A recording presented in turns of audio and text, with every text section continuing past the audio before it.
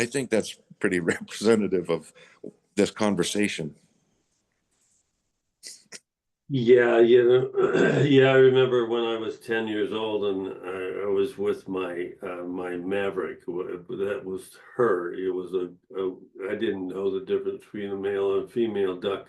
But anyway, I walked to school and then I'd throw the duck in the air and she'd fly home and she'd wait for me at 3 o'clock every day. I mean, that's where we learned compassion and so on. But the other children at recess would say, I want to throw the duck up, so I'd have to teach them how to throw the duck.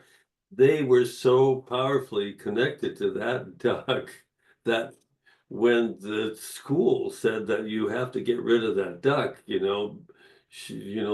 the protests of the little children was so powerful, they just even had to let the duck in the building. It was so funny.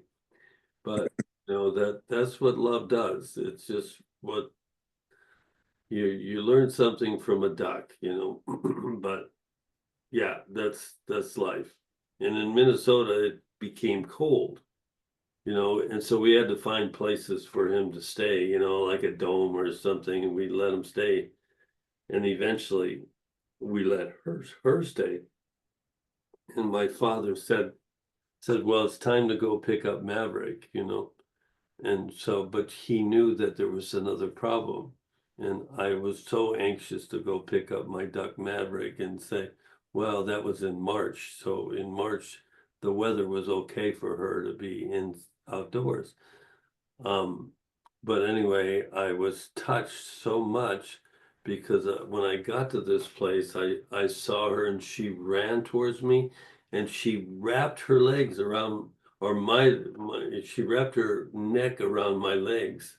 And I was so happy to see her. And then I looked in the distance and there was 5 little chicklings or ducklings. There were ducklings that were there that I could see that they followed her, and I could see the father duck there as well. And it made me just weep and cry because I needed to leave her at the place where she was. And I had to leave, that was the thing I learned the most.